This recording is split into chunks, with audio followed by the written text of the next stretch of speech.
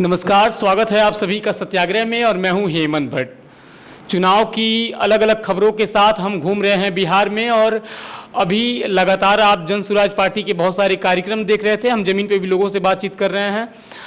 आप ये जो पॉडकास्ट है, ये जो विशेष साक्षात्कार है, हम जन सुराज पार्टी के प्रदेश उपाध्यक्ष ललन यादव जी से बात कर रहे हैं और इनसे जानने के लिए हम इसलिए आए हैं क्योंकि लगातार प्रेस कॉन्फ्रेंस के माध्यम से बिहार के अलग अलग मुद्दों को लेकर के लोग बात करते रहे हैं। नेताओं के जो अलग अलग बयान समझ में आ रहे हैं, लग रहा है कि सब कुछ जनता को फ्री में देने की बातें हो रही हैं और अगर इस प्रकार से फ्री देने का लगातार सिलसिला जारी रहा तो जनता जो है हर 6 महीने में चाहेगी कि चुनाव आ जाए और जनता को सारी सुविधाएं जो है वो फ्री में मिल जाएं। तो इस समय प्रदेश उपाध्यक्ष ललन यादव जी हमारे साथ में हैं। हम चाहेंगे कि सत्याग्रह के इस विशेष कार्यक्रम में उनसे बातचीत करें और उनसे जानने का प्रयास करें कि जन सुराज पार्टी को लेकर के वो लोग अपने मुद्दों को जनता के बीच में कैसे जा रहे हैं, जनता कैसे उनसे दो चार हो रही है और क्या कुछ ओपिनियन है उनका। सर, बहुत बहुत स्वागत है आपका। धन्यवाद। सर, आपसे ये जानना चाहेंगे कि जन सुराज पार्टी और सभी पार्टियों की अपेक्षा जो है वो जमीन से जो जुड़ी हुई समस्याएं हैं उन पे बातचीत कर रही है, रोजगार के बारे में बात कर रही है। वो कह रही है कि पलायन के को हम रोक देंगे। जब आने वाली छठ के बाद जो लोग हैं उनको 10,000 12,000 की नौकरी के लिए बिहार से बाहर नहीं जाना पड़ेगा। आम तौर पे जो एनडीए है या जो महागठबंधन है, जो मुख्य घटक दल हैं बिहार की राजनीति में, वो बहुत कुछ फ्री में देने की बातें कर रहे हैं। कोई बिजली फ्री में देने की बातें कर रहा है, कोई कह रहा है 3,000 हम माताओं बहनों को फ्री में देंगे। तो आज की राजनीति में जन सुराज पार्टी कैसे धीरे धीरे करके राजनीति में अपनी जगह बना रही है, क्या कहना चाहेंगे इसके बारे में? देखिए, इलेक्शन के पहले लोग जो है काफ़ी लुभावने वादे करते हैं और आपने जैसा कहा फ्री में, ये फ्रीबीज काफ़ी चलता है। अभी पिछले 8 साल में आपने देखा होगा, चाहे पार्लियामेंट के इलेक्शन हो या जो है बहुत सारे राज्यों के चुनाव हुए हैं, तो वहाँ पर लोग फ्रीबीज की बात करते हैं। हम लोग फ्रीबीज की बात नहीं करते हैं। आप स्पष्ट रूप से ये जानिए, हमारी पार्टी जो है व्यवस्था परिवर्तन के लिए पार्टी है और व्यवस्था परिवर्तन में जब हमने इसको देखा है तो हमने ये देखा है कि बिहार का जो सबसे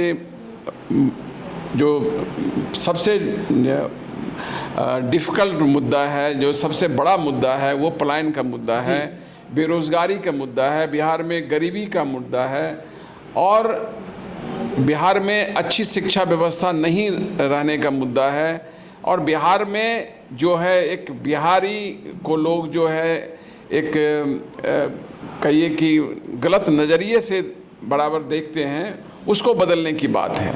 यानी बिहार के गौरवशाली इतिहास को वापस लाने की बात है। तो इन मुद्दों को लेकर हम लोग चले हैं, जो बेसिक मुद्दे हैं। अब जैसे बिहार में जो सबसे बड़ा जो मुद्दा हम लोग सोच रहे हैं वो पलायन का मुद्दा है और पलायन एक मुद्दा नहीं है, बड़ा दर्दनाक है, मानसिक दर्द की बात होती है। जब आप कोई भी बाहर में कहीं घटना घटती है तो आप सुनेंगे कि बिहार के इतने मजदूर मारे गए।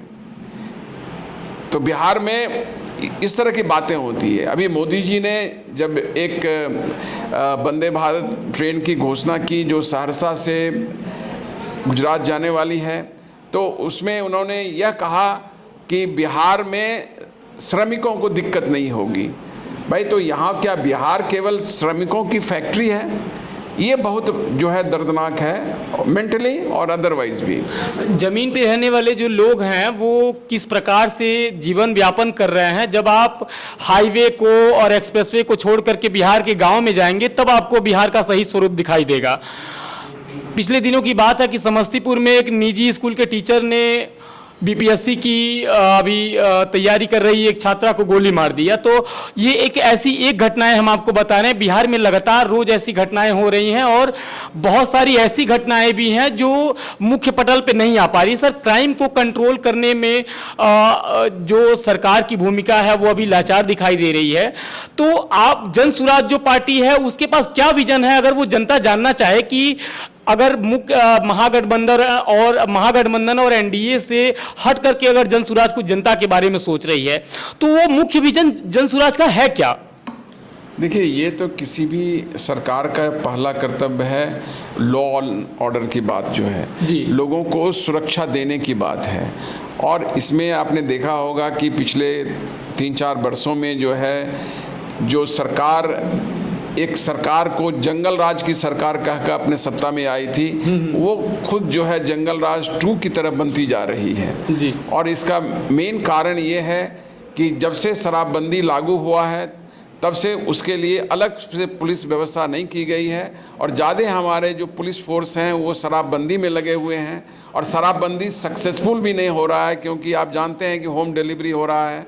ये लोग उधर लगे भी हुए हैं और जो है जो मेन जो हमारा लॉ एंड ऑर्डर का फ्रंट है, जहाँ की चोरी है, डकैती है, अन्य तरह की घटनाएं होती हैं, उधर हमारी पुलिस ध्यान नहीं दे पाती है, जिससे लॉ एंड ऑर्डर बिगड़ता जा रहा है। आपकी पार्टी जो है, आपके नेता जो है वो लगातार कहते रहे हैं कि हम जो जातिवाद का समीकरण है उसको तोड़ेंगे और बिहार में जाति जो है वो बहुत बड़ा मुद्दा है, लेकिन जब आप गांव में जाएंगे तो जो जनता सुनने आती है प्रशांत किशोर को, उसमें कोई जाति धर्म संप्रदाय नहीं दिखता है। उसमें सभी धर्म के जो लोग हैं वो बहुत चढ़ के और बहुत अधिक संख्या में आ रहे हैं उनकी कार्यक्रमों में, उनको सुनने के लिए, उनको जानने के लिए। और सबसे बड़ी बात है कि जो युवा है उसको प्रशांत किशोर का विजन जो है वो समझ में आ रहा है। तो बिहार की राजनीति जैसे धीरे धीरे करके विधानसभा चुनाव के समीप आ रही है, आपको क्या लग रहा है कि आने वाले समय में कौन कौन से और चुनौतियां हैं जिन पे आप लोगों को अभी काम करने की जरूरत है? ये तो बहुत खुशी की बात है जो आपने कहा कि प्रशांत जी के सभाओं में सभी वर्ग के लोग आते हैं और युवा भी जो है बढ़ चढ़ के भाग लेते हैं। ये तो हमारे लिए एक सफलता की बात है जी, क्योंकि हमने जब जाति और धर्म की बात को मिटाने की बात की और सभी जाति के लोग और धर्म के लोग जो प्रशांत जी को इतनी बड़ी संख्या में सुनने आते हैं, तो यही तो मेरा सक्सेस है।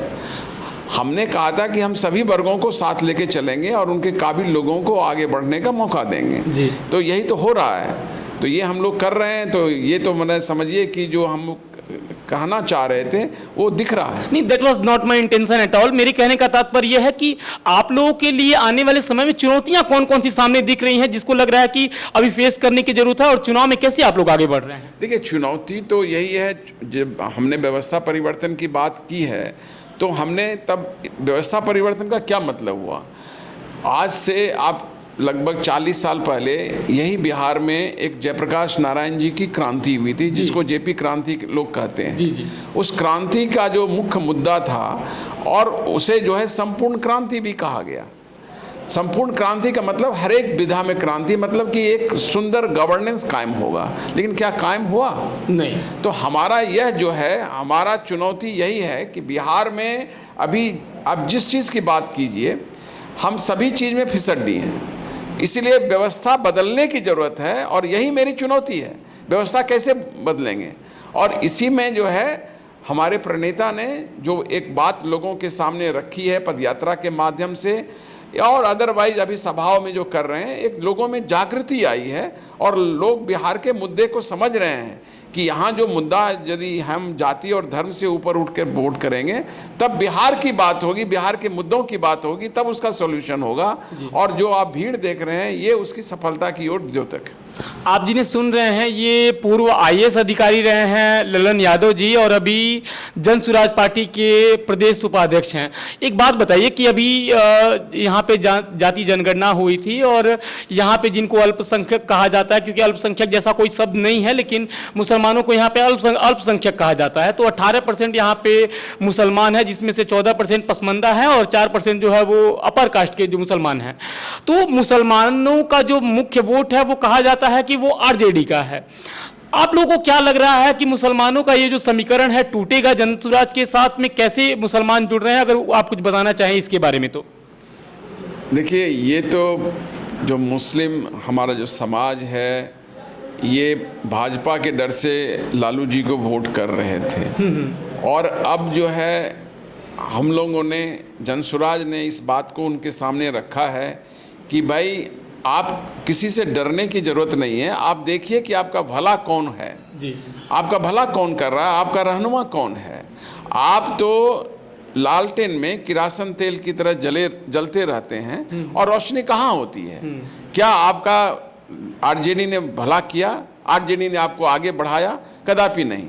तो आप उस चीज़ को समझिए। और जनसुराज यह कहती है कि हमारे समाज के जो विभिन्न वर्ग हैं उनके संख्या के आलोक में उन वर्गों के लोगों को, उनके काबिल लोगों को आगे बढ़ाया जाएगा। और अब मुस्लिम समाज इस बात को समझ रही है कि जनसुराज जो बात हमारे लिए कह रही है वो उसके फ़ायदे की बात है। और जब हम क्या कह रहे हैं कि सत्ता में जो है आपके संख्या के अनुसार हम भागीदारी देंगे, और ये उसे नहीं मिली है। जब उनकी भागीदारी होगी तो निश्चित तौर पर जो है वो सरकार में रहेंगे और अपने लिए वो अच्छी अच्छी चीज़ों की बात करेंगे।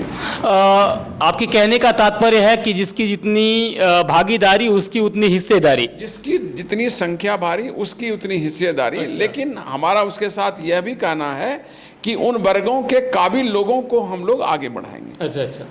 तो आप सुन पाए, अभी मुद्दों की बात यह है कि सत्याग्रह के साथ जब हम जमीन पे जा रहे हैं तो मुख्य मुद्दा हमारा ये होता है कि जो प्रतिनिधि हैं हम उनसे सब कुछ जान लें और आपको बताएं कि चुनाव की जो मेन ग्राउंड पे क्या हो रहा है, किस प्रकार के मुद्दे हैं।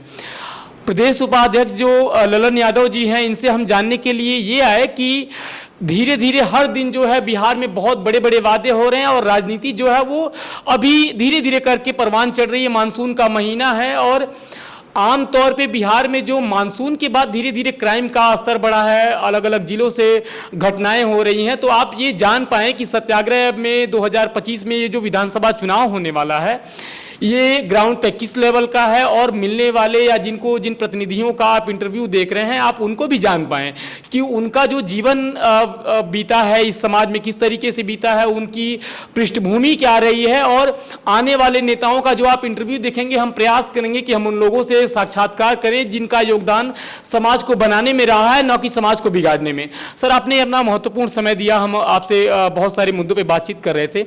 जनसुराज पार्टी का जो लोगो है वो स्कूल का बैग है, शिक्षा का एक्सीलेंट का सिंबल भी है कि प्रतीक के तौर पे बसता है। तो आपको ये जो लोगो है ये ऐसे मिल गया था या आप लोगों ने रेकमेंड किया था, या इसके बारे में अगर आप कुछ बताना चाहें तो।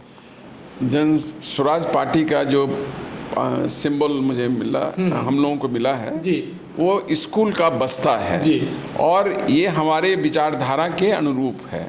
हम कहते हैं कि जनसुराज जो है बिहार में पलायन समाप्त करेगी, बेरोजगारी समाप्त करेगी और एक अच्छी वर्ल्ड क्लास शिक्षा व्यवस्था कायम करेगी प्राइमरी एजुकेशन का, जिससे कि लोग स्वतः जो है अपना रोजगार ढूंढ लेंगे। तो हमारा जोर जो है बेरोजगारी समाप्त करने पर है और अच्छी शिक्षा व्यवस्था पर है, और ये अच्छी शिक्षा व्यवस्था होने से बेरोजगारी स्वतः दूर होगी। इसीलिए स्कूल का बस्ता जो है हमारे लिए आइडियल चुनाव चिन्ह था और ये हम लोगों ने मांगा भी था और ये मुझे मिल भी गया।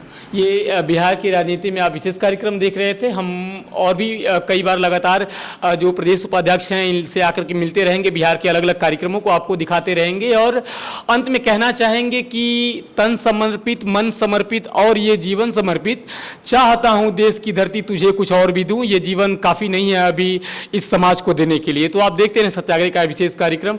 बहुत बहुत धन्यवाद आप सभी का। नमस्कार।